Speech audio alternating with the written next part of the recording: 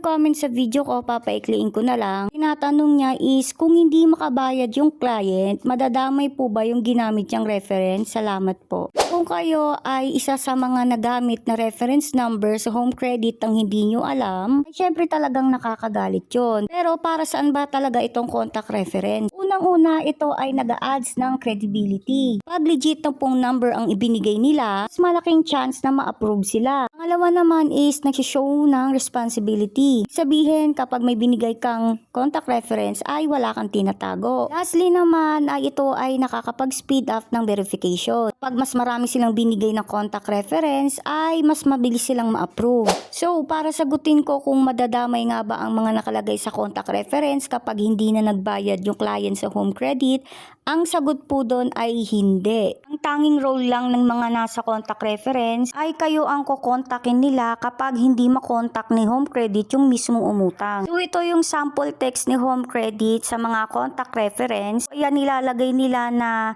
we would like to inform you that our customer, yung pangalan nung mismong kumuha sa home credit, has provided your name and number as a trusted contact last February 2026, and we may contact you in the future if we are unable to reach him or her.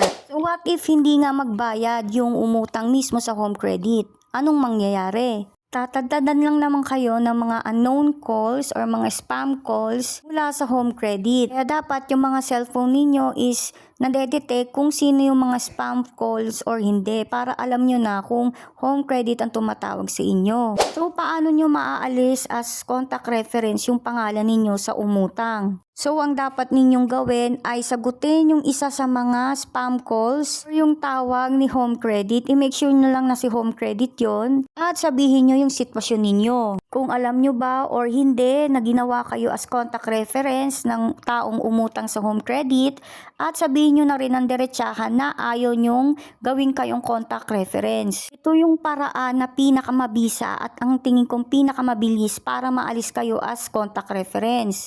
Pangalawang paraan naman, isabihin nyo mismo doon sa taong umutang sa home credit na tanggalin kayo sa pagiging contact reference. So ito kasi matatanggal lang nila to, yung mismong may-ari ng home credit kapag meron silang bagong offer. Kasi kapag may bagong offer is pwede kayong mag-edit. So katulad nito sa trusted contact person. So merong mga 5 yatang nakalagay sa akin dito at makikita nyo sa gilid is yung remove.